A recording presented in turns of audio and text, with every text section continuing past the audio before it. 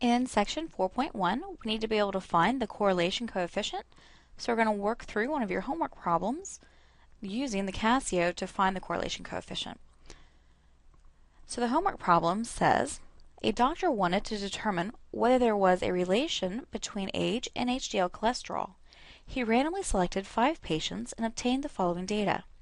And he gives a list of ages as well as their cholesterol levels. And then it's first asking us to draw a scatter diagram. Well, it makes sense that somebody's age would impact their HDL cholesterol. It does not make sense that somebody's HDL cholesterol would predict somebody's age. Because of that, we know that the age is going to be along the horizontal axis, or typically the x-axis. By knowing that, we are down to it possibly being B or C, because A and D both have HDL around the horizontal axis, or on the horizontal axis. Now, I think the easiest way to determine which of these two is the correct scatter diagram is to look at the lowest age, so 38, and there's a cholesterol level of 57.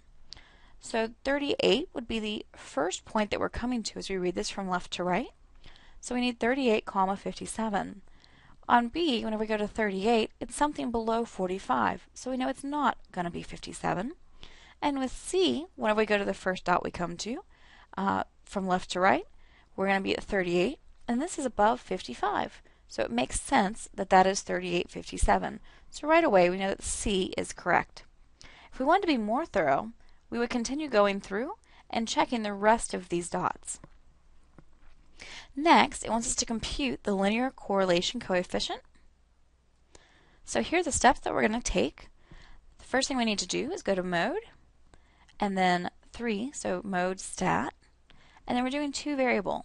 So we're going to go to number 2, this a plus bx, and now we need to enter in the data. So I'm going to enter in all the x data first, and then all the y data. So the x data, we've got 49, 61, 46, 38, and 44.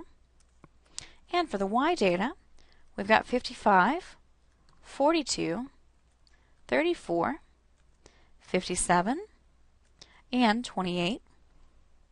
So once you've entered in all the data, we're going to hit AC so we can get back to a plain screen.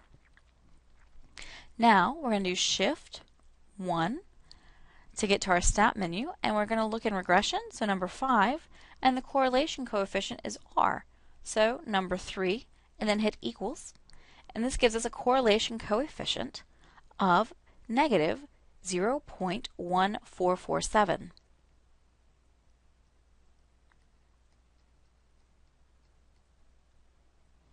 Now, hopefully you remember that this is not a very strong correlation. So the closer R is to a positive or negative 1, the stronger the correlation. This is not very close.